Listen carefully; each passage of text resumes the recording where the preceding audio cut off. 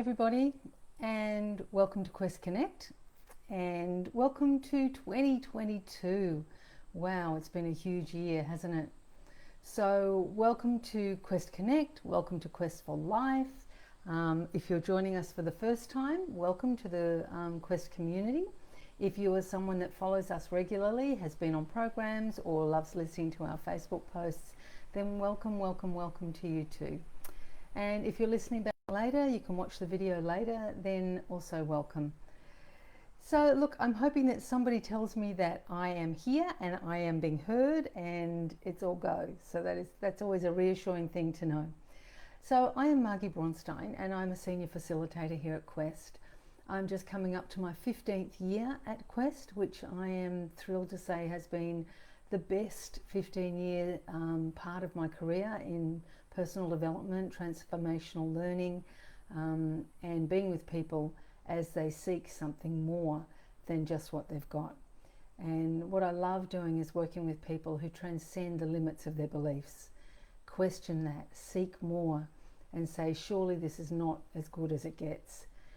Because we know that with awareness, with the growth of consciousness, that you can have a profound impact on your own life rather than just settling for what you've received through your experiences, which may have been way outside of your control.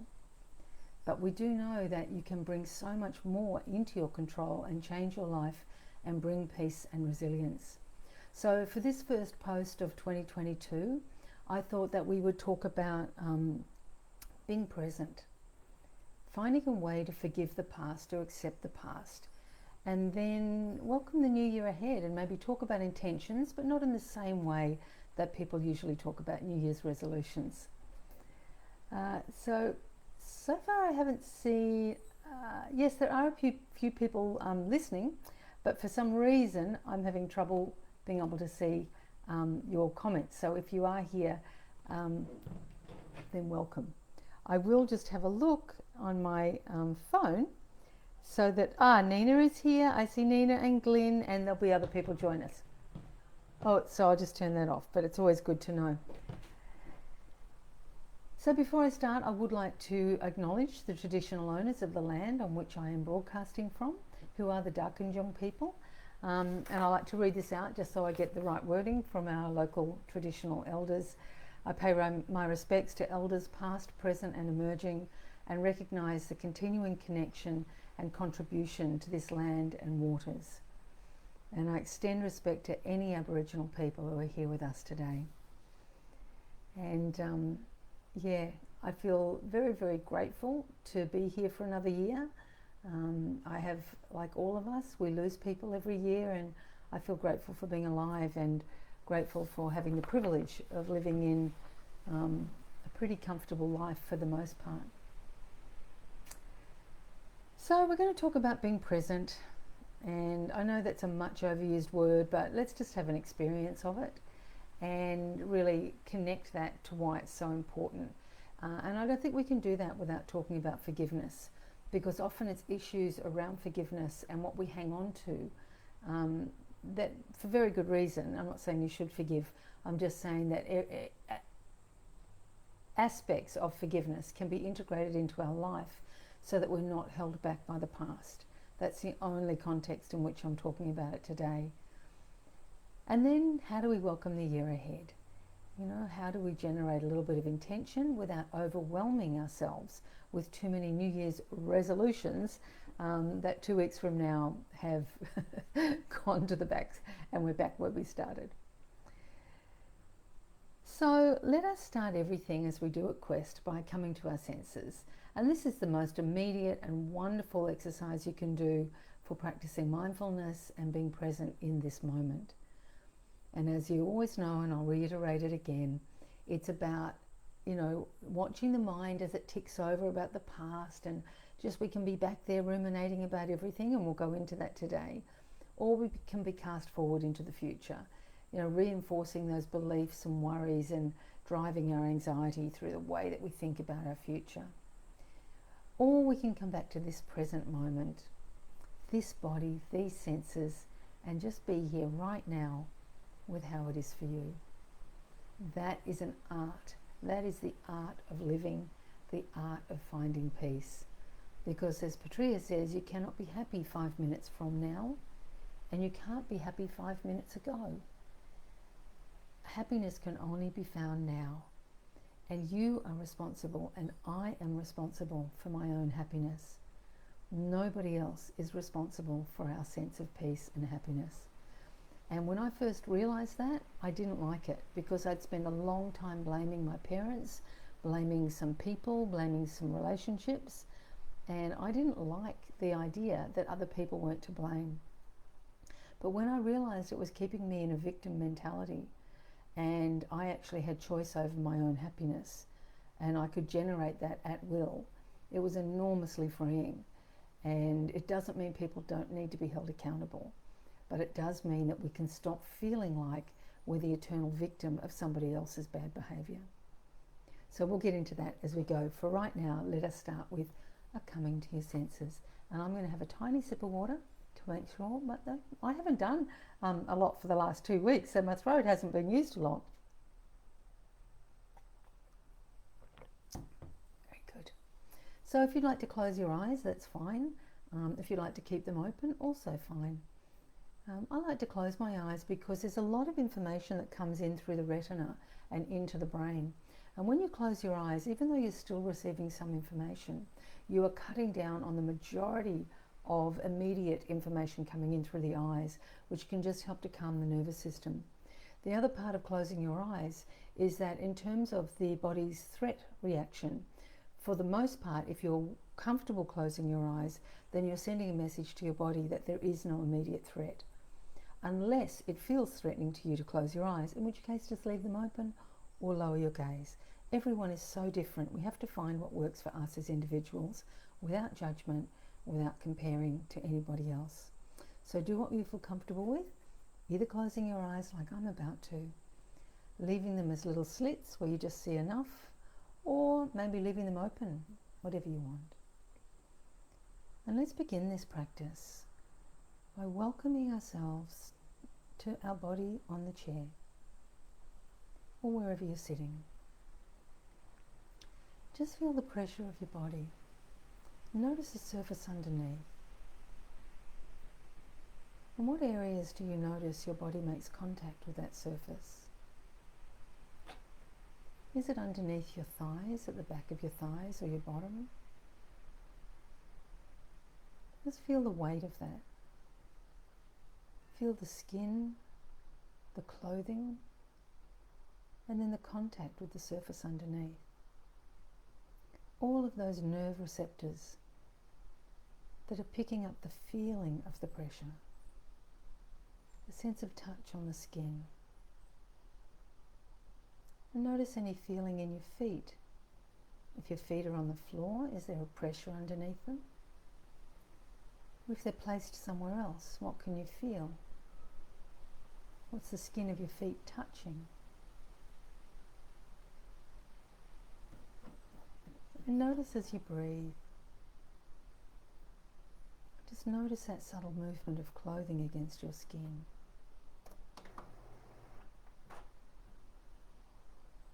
Just the rise and fall of your belly. Just notice that movement on your skin.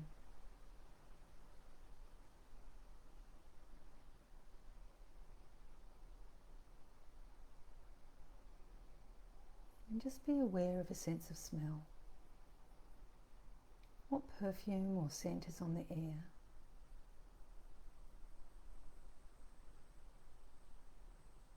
Maybe you can pick up the temperature of the air.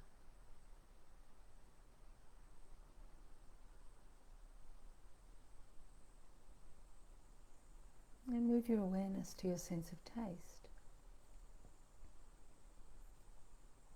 Notice if there's any sense of taste from something you've eaten, a cup of coffee maybe,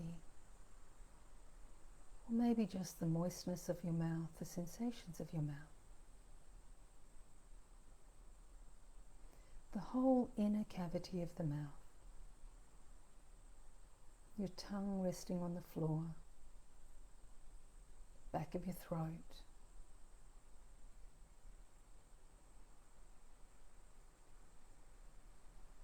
Notice any tingle on your lips.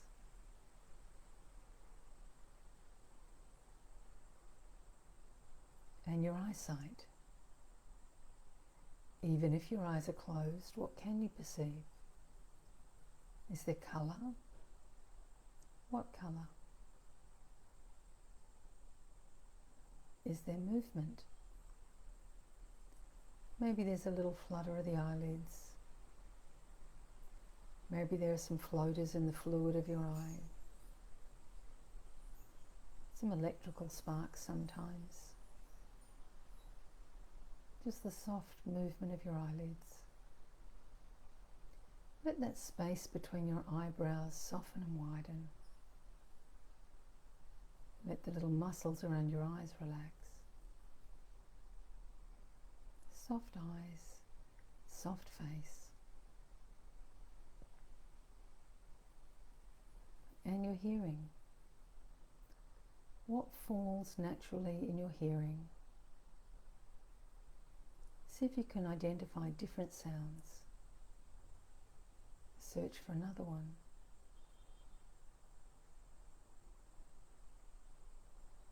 And then notice all of the sound at the same time. Just as one great sound reaching your ears. And let your hearing radiate outwards, out into the atmosphere, beyond the clouds, out into the darkness of the atmosphere, until you can hear the eternal hum, the eternal Om.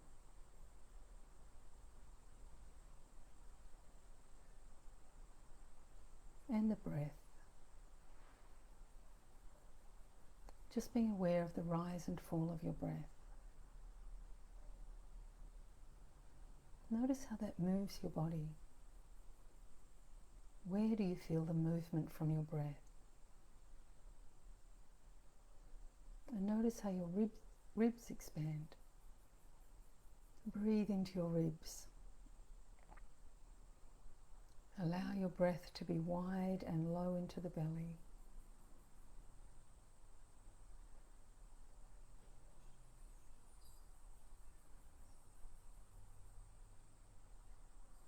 Notice thoughts that creep in, and simply return to the breath without judgment or effort.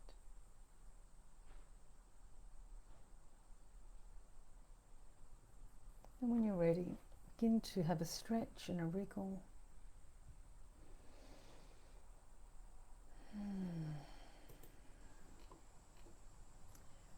I always think it's good to have a stretch before you open your eyes, because the metabolism does slow down even in a short practice like that. And we'll do another little practice. I've got a little special gift for you at the end, a beautiful poem that I love that will turn into a mini meditation on presence.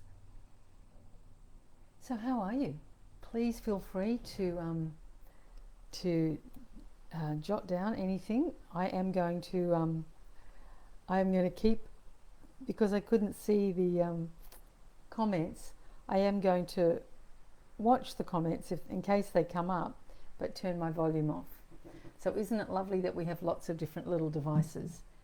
So hello everybody that's joining me. It's lovely here.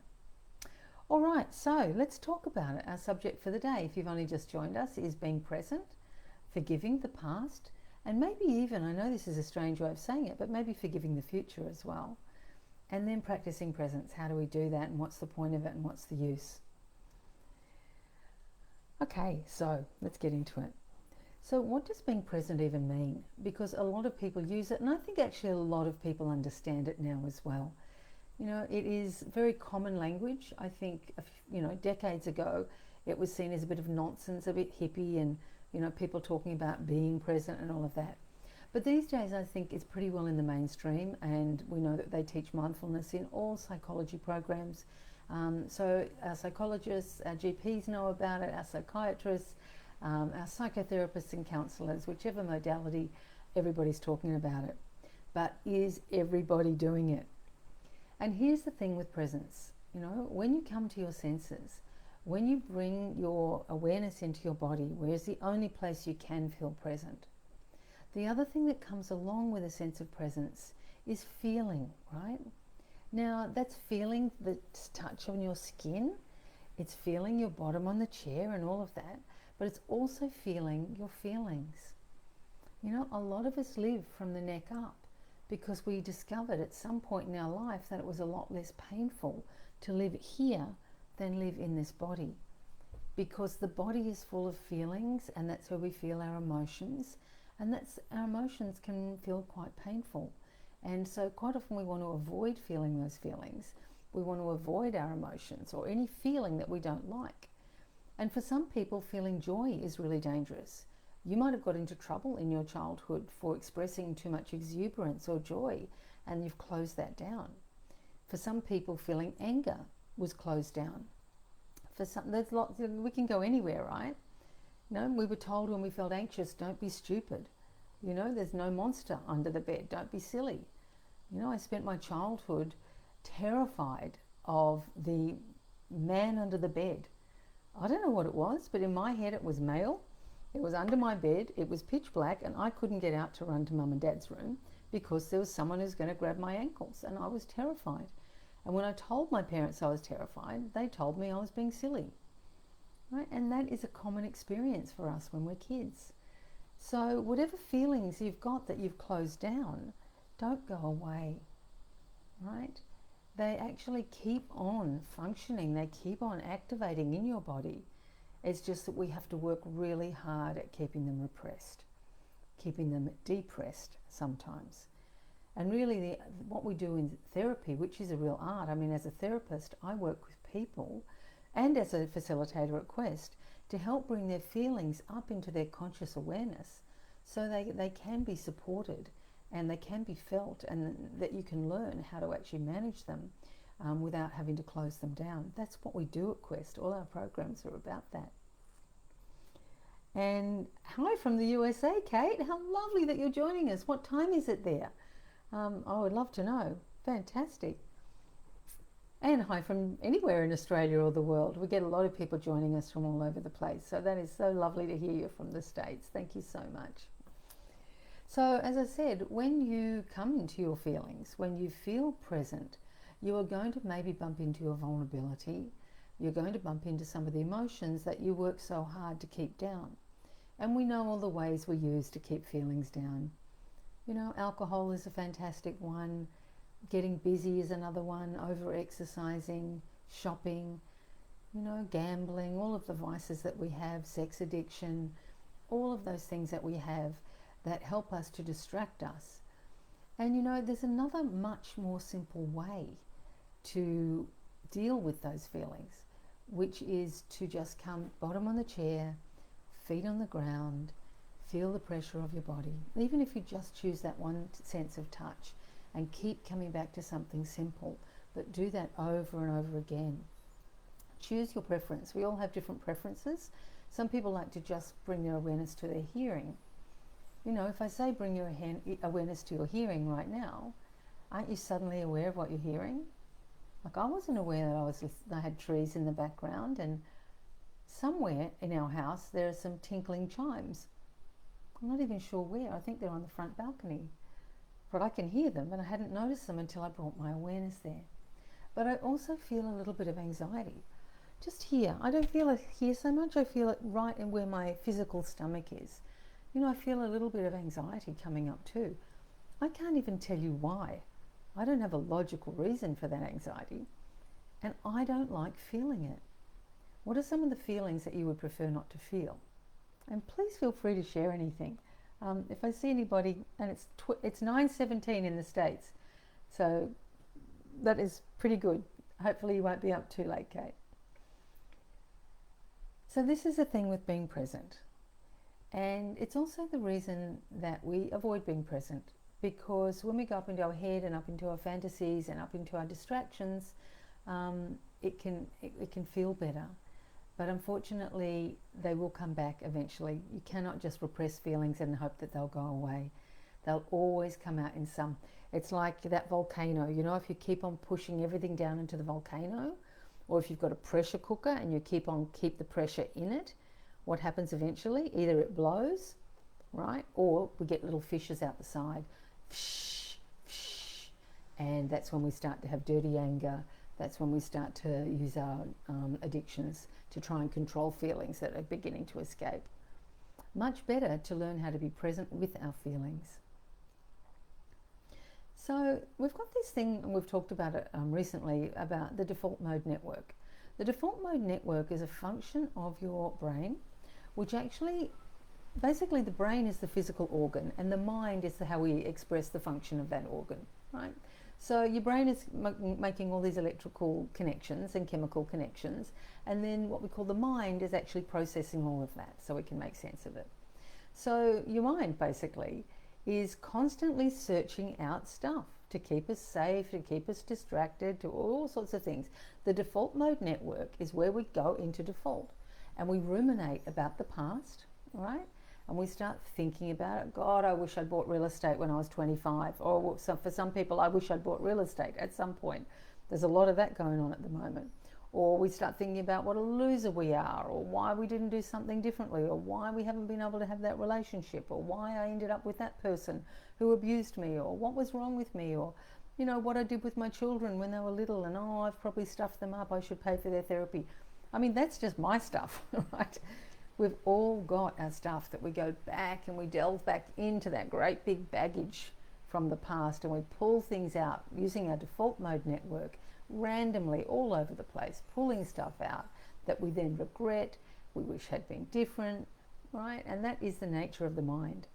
The other thing the default mode network does is it casts you forward into imagining stuff about your future based on beliefs, based on experiences, based on fear, right? We are vigilant for what could hurt us again, and that's a really good, it's a good tool to have. But we become hypervigilant and we start to cast forward in our mind. There's no reality, right? It's just in the mind. It's all in the mind in this place, but it's based on reality, right? Something actually happened for you to become cautious about the future.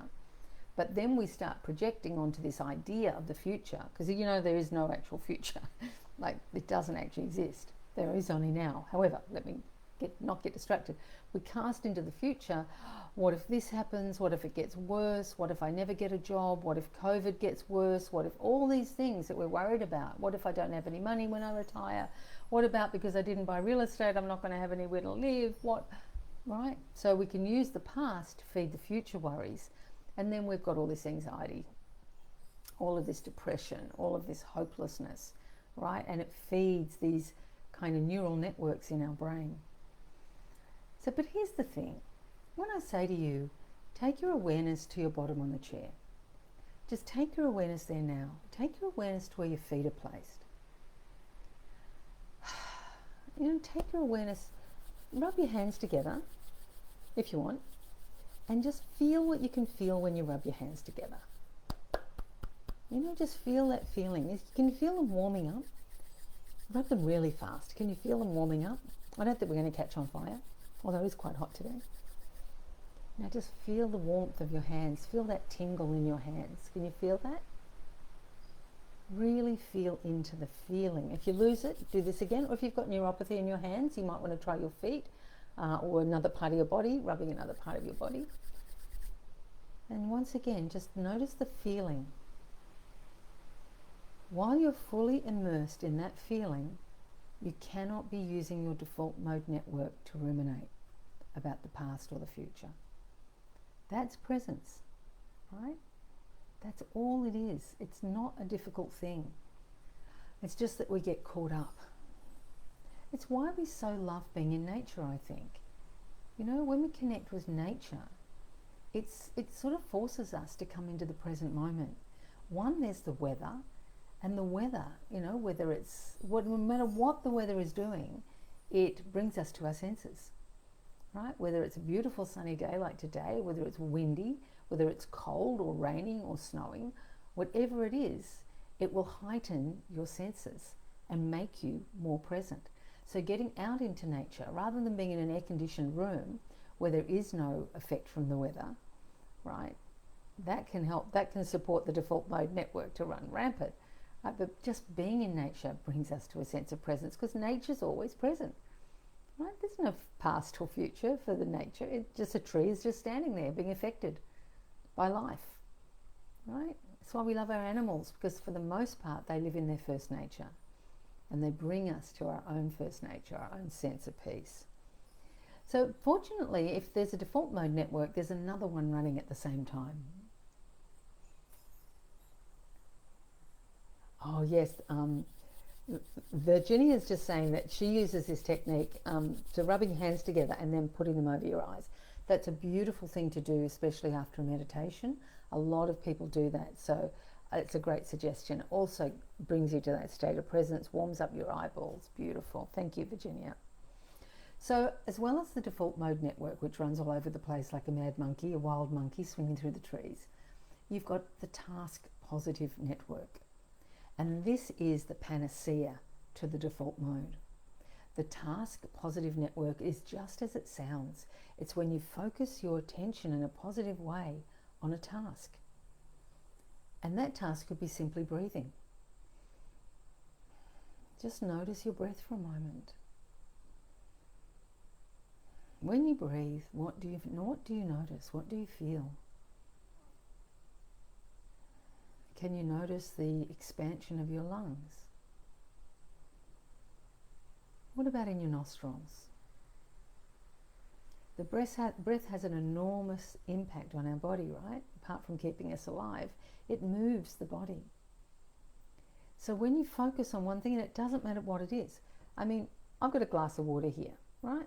I can pick up that glass of water and put it down, and I don't even remember doing it because I wasn't there. If I wasn't speaking about it, I probably would have no memory of it whatsoever. Or I can pick up this glass. I can feel my fingers and the cold water inside. I can notice the shine on the glass, right? I can notice the color. I can notice the reflection of my fingers on the other side. I can take a sip. And there's a whole other sensory experience in my mouth. A little bit of water on my lip as it goes down my throat and into my stomach. And then I can take this glass and pop it down and be really present as I place it back down on my desk, as I release my fingers.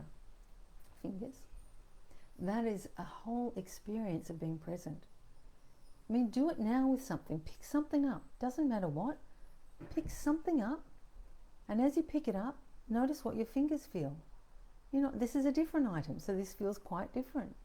This is my little Wonder Boom, right? And it's got texture to it, and I can feel it, and it's warm, and it's kind of rubbery, and it's kind of nice, actually.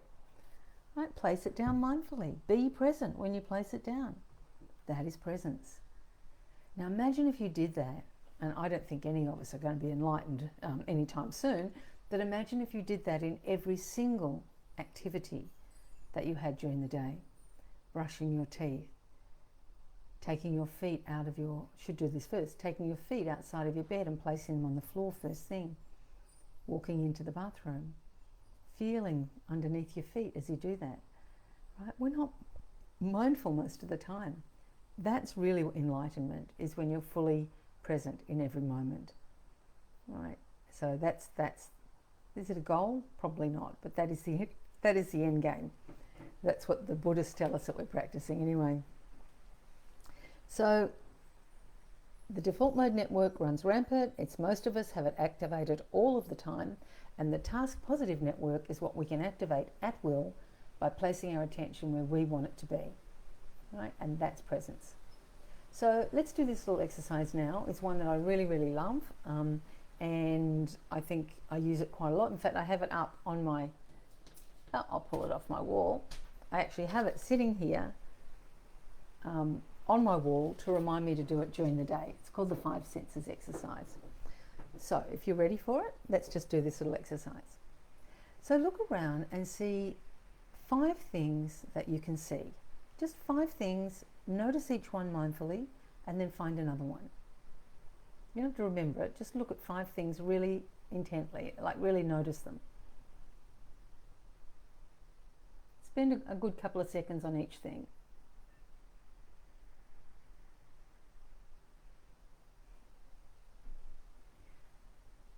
And now I want you to find 4 things that you can feel.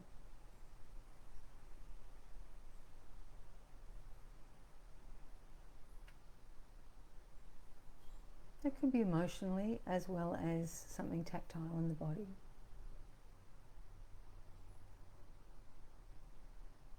Now 3 things you can hear. Identify 3 separate things.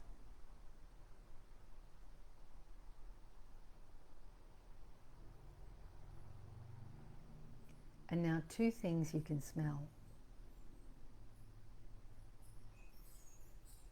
And if it's hard to find 2 things to smell, notice 1 thing you can smell and 1 thing maybe the temperature of the air perhaps. And then 1 thing you can taste. Now that is a great little exercise anytime you're feeling a panic, if you're feeling really depressed and flat, anytime you're feeling disconnected from yourself. That little five senses exercise is a really good one to do, and it's very easy to do. I might put it in afterwards. I'll pop it in the notes so that you can have it as well. Awareness is the key to presence, because awareness is presence, basically. So let's move on and let's talk a little bit about forgiving the past and what I'm talking about. I mean, we talk a lot about forgiveness at Quest, and in a way, forgiveness is the key to all growth and development. And it doesn't have to be forgiveness of something terrible that happened to you or of a person that hurt you. Forgiveness, the meaning of forgiveness really is to accept what's happened, and we're talking about the whole of your life, to accept it without needing it to be different. And that way you surrender to what is, rather than railing against what should have been, what could have been, and what wasn't. Now, this may take decades of therapy for you to get to a point, for some experiences that you've had in your life which have been very, very painful. And if you don't want to forgive someone because they've hurt you in a really terrible way, then please don't think I'm telling you you should. What I am saying is that forgiveness is basically an attitude of acceptance, of being able to say, this happened, it happened to me, it's my story, and I don't want to live in that story anymore. It's not about condoning whatever somebody did to you, and it's not about some namby-pamby Pollyanna sense of let's just make everyone right, because there are some people that need locking up, need to be held accountable, right? So it's certainly not about saying it was okay. You are a precious, beautiful human being, and anybody that hurt you must have been a very unwell person. But to get to that point where you can say that institution, that person, that situation, right, is not about me. Whatever happened to me, if somebody did something bad to me, whether it's a person or an organization, there's something very wrong with them.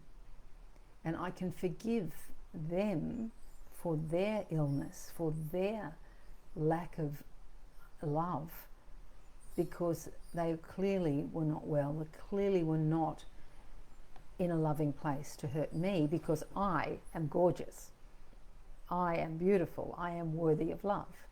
Do you see what I'm saying here? When you can forgive them, it means you've transcended the power that they have over you, because you can say, I forgive you for not being a loving being. I forgive you for treating me like a number. I forgive you for violating my boundaries and my personal space, because I am no longer going to give you any space in my body. I hope you find peace. I hope you find radiant healing. I mean, they could be dead. I hope you find something so that you don't hurt anybody else, but you are no longer taking up real estate, right, in the garden of my mind, in my body. I no longer give you any power over me. That's forgiveness. It's saying, my childhood was not perfect. It was far from perfect, but it was my childhood. It's the only one I had. So can I forgive that past and say, it made me who I am? You know, I wish some things that had happened didn't happen, right? But there were lots of good things in my childhood as well. Wonderful things, wonderful experiences, wonderful people. And there were some highlights which made me feel very traumatized and have taken a lot of my energy in life, because they caused me to develop a lot of anxiety. And I look back, you know, maybe you do too, if you know your grandparents. I look back at my grandmother and I think, wow, she had that anxiety. My mum has that anxiety, although has no idea, I think, that she does. Hopefully won't see this post. I'm not trying to analyse anybody, but I see it in her, and I have it, and other members of our family. So is it genetic? Probably a little bit, as yes, but also passed down through the ancestors from one parent to another. And I want it to stop with me. I love that I feel anxious sometimes. Imagine that. I was talking to my dear friend Michelle the other day, and she was reminding me of that, being able to say, about those qualities or feelings that we have that we don't like. I love that about myself, that I become anxious sometimes, that I care enough about myself to be worried about my safety. I love my anxiety. It keeps me safe. Yeah, sometimes it gets a bit out of control, and I need to love myself when that happens. So what are you hanging on to from your past? Is there something from your past that you don't want to let go of, and that's fine? Or is there something that now it's time, and this year is the time for you to find peace with that at last, to find some healing around that? Are there any regrets that you have, things that you did that you regret, that came out of your second nature, out of that habitual part of yourself that wasn't able to love yourself or someone else? Is there some reparation you need to make? Is there some conversation you need to have to heal that? Or is it just simply inside yourself? You need to heal something and forgive yourself for past actions, and maybe forgive someone else, because of what they've done to you. How does it serve you to hang on to it? And it might, so don't, please, again, I'm not telling you should forgive, but I'm telling you there could be great freedom in letting it go, letting it be. What choices have you made about maybe a partner that you've had that you regret? Could you forgive yourself for that? How does it serve us to not forgive? What could you surrender in 2022 that might ease a little bit of your suffering? And I'm seeing a few comments come up here. Oh, and it's lovely to hear and see that people are watching. What about your future? It's a strange thing to talk about forgiving your future. But I could say, what are you hanging on to in terms of your fears about the future? I don't really have any financial stress at the moment. But during the last 30 years, probably during the last 60 years, since I was 3 and could hear my parents arguing about money, I always had that little feeling inside that there was never going to be enough. There's not going to be enough. What's going to happen? It's only recently that I'm beginning to go, whatever happens, it'll be okay. Life is really short, and it will be okay. I haven't missed a meal yet. That's rationalizing it though. In my body, I still feel that anxiety. I still hang on to that future in my idea where I'm going to be unsafe. And the thought of letting go of that means I have to come back to the present moment. Maybe I won't be safe in the future, but right now, this moment with my bottom on the chair and my feet on the ground, what does safety feel like for me now? Where can you find in your body a place of inner resource that feels safe to you? Is there any one part of your body that doesn't feel anxious, that doesn't feel depressed or angry? It could be your right big toe is free of it. For me, it's quite deep down in my pelvis. I've got like a center, sort of about quite deep down in my tummy. Certainly below I'm trying to feel it now, but deep down in my pelvis. Almost, I would say like lower belly, where I feel an inner source of resource, that I'm safe there. It's like a groundedness. Almost down in the perineum, too much information, but right down in the Hindus talk about the lower chakra, right down in that lower chakra. I feel safe there. I can breathe into my lower chakra, and it's different from what's up here. Where do you have a sense of inner safety? Is it in your hand? Maybe your hand is not anxious, or your legs. And tap into that place. See if you can find that place. And that helps us to not go into the future so much, because we hang on to the future based on our past. This idea, these catastrophic thoughts. And we keep on activating the network. Now, when you activate the network in your neural pathways and your neural networks of anxiety about the future, all of your cells get activated with that. your adrenaline starts to get activated, starts to get activated, your cortisol starts pumping in, a whole lot of biochemical reactions start to happen. But if you can guide, when you notice that happening, if you can guide yourself back to the present moment, breath in the body, bum on the chair, feel the tingle in your hands, whatever you choose to bring yourself back. What you can hear, what you can see, taste, smell, right? You stop strengthening that neural network. So every time you start to feel anxious, depressed, imagining that catastrophe, the hopelessness, you come back to the sense of peace in this moment. You are not firing up that neural network, and it is losing its grip, right? Every time we think of someone that hurt us, if we can send loving kindness to that person, or we can come back to our own body, it loses its grip, and we stop strengthening that neural pathway. So forgiveness about the past and forgiveness of the future maybe is about surrendering, and it's difficult because our whole body is set up in the environment of threat where it wants to survive, and we need that threat reaction. We need it to keep us safe, but it's become so overreactive that we're living our lives right in fear all the time. And so when you can go, right here, right now, there's nothing scary. There's nothing threatening me right here, right now. Unless there is, of course, and you need to do something about it. But right here, right now, I'm sitting with you lovely people. My bum's on the chair. I'm present right here, right now. The key is really acceptance and responding rather than reacting, which we do bang on about a fair bit at Quest for Life. To being able to just respond. Because our reactions are our threat reactivation of the fight, flight, and freeze. Anytime you're angry, bored, frustrated, irritated, you've activated the fight. Anytime you're anxious, nervous, worried, you've activated the flight. And anytime you're flat, shut down, thinking about suicide, not feeling like you've got any purpose in life, you've activated the freeze and the shutdown. Right? And then we are at the mercy, we are a victim to our second nature. And nobody wants to be a victim to the old habitual beliefs and attitudes, to the ego, another way of putting it. You don't need to be a victim to that. You can consciously choose to respond. It is so liberating. When I first came to Quest many, many years ago, I was in my late 40s. I think I was 48 when I started at Quest. I'm now 63. And I have lived the best decade and a bit of my life through learning how to respond. I am no longer an absolute mess of anxiety. And I'd done a lot of therapy. I was in pretty good shape when I came to Quest. You don't get to facilitate on programs unless you're already a teacher, already a facilitator. And I was in pretty good shape from all the work I'd done in the previous 20 years. But Patria's teachings have just been that ongoing consolidation of I am in charge, mastery over my own life. I now feel like I have mastery over my life for the most part.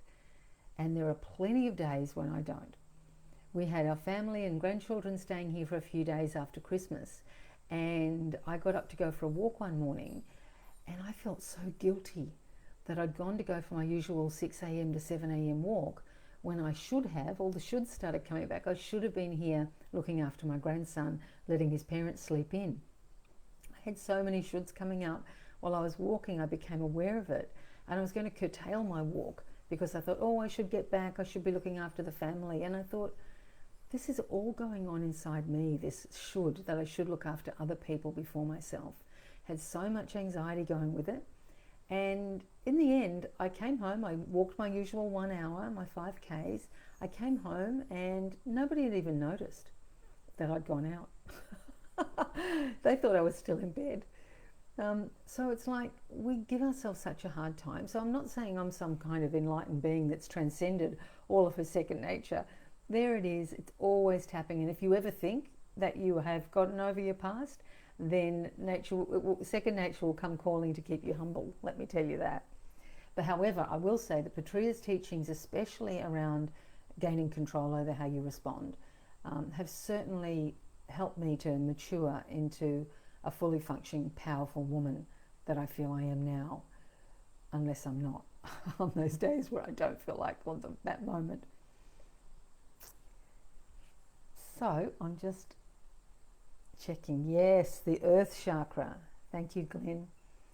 I love the idea of chakras because whether there's any scientific, I think there is quite a bit of science now behind the different meridians in our body, but it certainly makes sense to me that this very base chakra down in the lower pelvis is where I feel most grounded. And the middle chakra around your uterus and around that midsection, your reproductive organs, really is our center for creativity.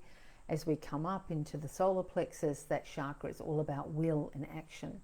And as we come up here into the heart, we have our emotions and love.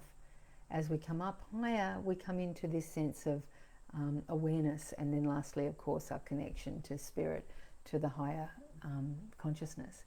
So it's not a religious practice, it's just an idea of how the different parts of our body work in conjunction with our energy. So how are we going for time? So let's welcome this new year ahead with a sense of presence. That's where I'm going to.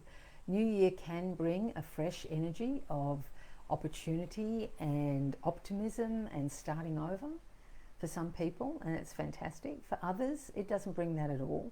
So please don't think I've got some idea that you should be feeling all of that.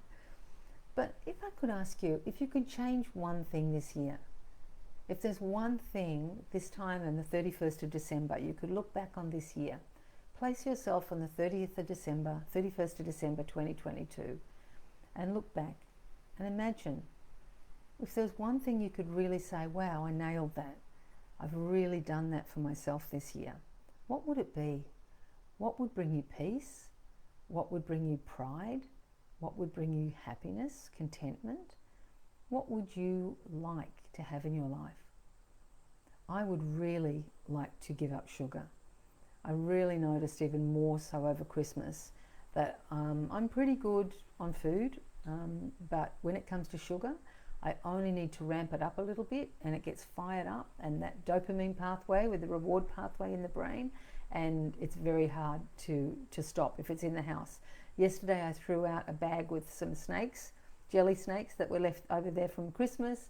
I even threw out half a carton of Weiss sorbet, which I love and normally don't feel guilty about at all, but I threw it out just to get it out of the house. I threw some actual sugar out from the cupboard, my cooking ingredients. I did keep one small thing in case we have visitors, but I threw out an enormous bag of sugar-laden crap. And it wasn't easy, but I haven't eaten any since then because I did consider going out to the bin and getting the sorbet out of the bin. I thought, damn it, it's probably melted by now. So that's one thing I'd like to look back on and really know. And, you know, what we've been through in the last couple of years, it started with fires at the end of 2019. Then it went on to COVID-19 and lockdowns and fear and uncertainty and people we know becoming unwell and some people dying. That is still with us, of course. Then all the stuff around vaccination has been high. It's been polarizing people in families and friendship groups, which has been very difficult. We had floods as well last year. We had a mice plague, which has been enormously difficult for our country people. And then you've had everything else in your life, your family, your friends, deaths, weddings that have been postponed, cancelled events, funerals you couldn't attend, on it goes. We have been so challenged, especially this last year. And we don't know. The future is uncertain, but the present is certain. The present is your bum on the chair, or your feet on the ground, right? Gratitude in your heart. We need to get better and better at choosing the state we want to be in. Take a moment now, if you will, to think about someone you love. Think about a face of someone you love. You know, think about a pet, an animal that you love or have loved in the past. A person, a grandparent, a child, a partner, someone with not too much baggage. You just simply bring them to mind and it fills your heart with love and gratitude. Now, when I feel that way, I feel it in my heart. I feel it kind of welling up into my head, into my eyes. It feels kind of blissful. I feel a smile on my lips. right? And thinking, I'm feeling grateful, I'm feeling love. I wonder if any of you can conjure that up at will. Right? And maybe you can't, there's no judgment here, so it can be difficult, you may not be in the mood for that today, that's fine. But if you can, were you feeling that a minute ago? You know, maybe a little bit, but have you enhanced it? Right? You can conjure that up. Is the person that you love here right now? Maybe not. But you've conjured up the feeling. You've chosen the state you want to feel at this moment. You've gone into the love and gratitude room at will. Now, we can do that at any time. And sometimes we need help. Sometimes we need a good therapist to help us to know what it feels like and to feel safe to stay with some of those feelings. Right? It's a journey. I highly recommend finding yourself a good therapist this year. That could be your year of finding yourself a good therapist. I want to get to the end of 2022 and say, I have maintained stability through this year, and that means my sugar levels, but it also means my mood, and it also means my ability to stay consciously aware of myself and stay present. Anyone? So, what is it for you? Maybe you want to jot that down. So look, thank you for the day. I want to read you a little poem before we finish, and I'm going to do that in terms of doing a meditation before we end. But I also want to remind you about self-care. That in 2022, you know, if you made your sense of peace your highest priority, what would that change? What would you do differently? You know, what actions would be different? What if you funneled every single thing you did from the time you wash the dishes? Is now the good time to wash the dishes? Or would it be better for me to do something else now and then wash the dishes in an hour? I'm about to speak to my partner in a way that perhaps is cranky. Is that going to bring us peace? Is that going to bring me a sense of peace? What if your sense of inner peace was your highest priority for 2022? You know, if all of us had our own sense of inner peace as our highest priority, the world would change. It would change on a dime. It would change in a heartbeat. You know, if we stopped judging ourselves, forgave ourselves for any wrongdoings we perceive from the past, forgave others that we perceive have done wrongdoings to us, you know, forgave life for not being fair, for not being right, for not giving us what we want, and breathe into life and start to, you know, really be present with what is instead of what isn't. What would be different for you if you made your own sense of inner peace your highest priority this year? What would you add in? What self-care would you add in? You know, what exercise would you add in? What actions, what practices? Would it be meditation? Remember, the thing with resolutions, the thing with intentions and goals is it's really recommended you don't try and do more than one at a time. Just choose your highest priority. Have a list a mile long of things you want to change in your life. Absolutely. 10 things in my life. I want to lose weight, exercise more, eat better, meditate every day, be nice to everybody, get a new job, whatever you want. But just choose one and do that every day as often as possible. Focus on that until it's so much a part of your life you couldn't imagine it not being in your life. Then go to the second priority on your list. Make that one thing your highest priority. How would that be this year? Whatever that is for you, and without judgment. Just do one thing and you'll fall off the horse, get back on the horse, you know, so to speak, and you'll fall off again.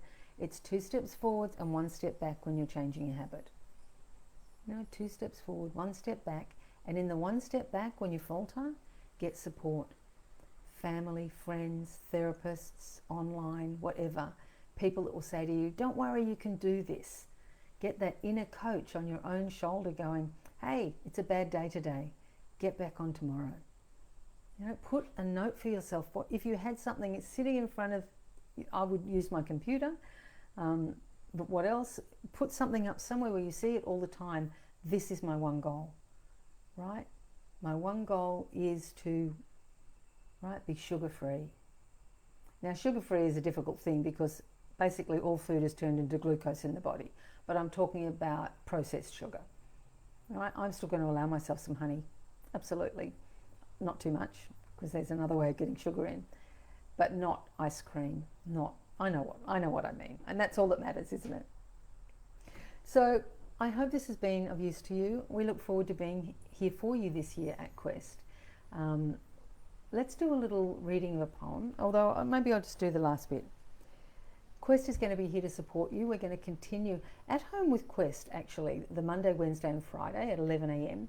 Started at the beginning of the fires, actually, and then lockdown. When we went into lockdown, we decided to do this, and then it's kept going 3 days a week. So that's going to continue. We have Patria tomorrow, Monday, the 3rd of January. I don't know what she'll be doing, but she'll be here with you at 11 a.m. tomorrow herself. Generally, it's the facilitators, and Patria does other things like her 7:30 p.m. meditation, but she also does the odd at home at 11 a.m. and I'm so looking forward to hearing from her tomorrow. We're here on what's the next Saturday? Sunday the 6th of February will be our next Quest Connect from 2 till 3. I've also put a link in the a link in the post so you can go back and look at all the other videos, and I've also put a link to a blog article about building resilience where Patria talks more about acceptance and forgiveness if you're interested in reading more of her take on that, and she does do this very, very well. We've also got very exciting on the horizon next year. We've got some online courses which will be offered as online videos, and that's anxiety, sleep and burnout. So if you live with any of those issues, stay tuned, because sometime in the new year they will be released and you'll have the opportunity to access them. So I just thought we would read a poem from one of my favourite poets before we finish today, and we'll do this as our final little coming to our senses. You can do it with your eyes closed if you like, or you can watch me. I'll have to have mine open because I do not know this poem off by heart. It's a poem by Dana Falls, you may know it, and it's called Just for Now, which I think is incredibly appropriate for the topic today, which is forgiving the past and welcoming in the new as we start our journey of 2022. Thank you for being here with me today. Here's the poem, and if you like to close your eyes. Just for now, and without asking how, let yourself sink into stillness.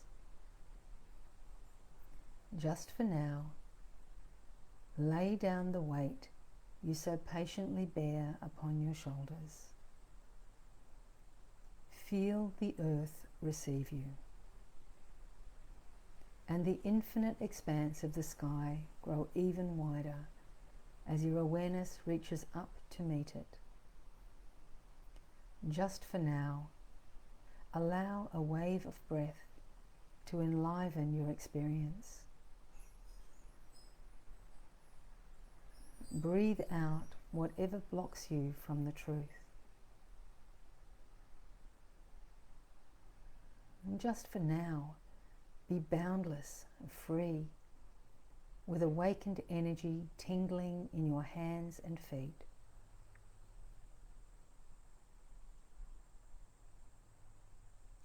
Drink in the possibility of being who and what you really are, so fully alive that the world looks different, newly born and vibrant, just for now.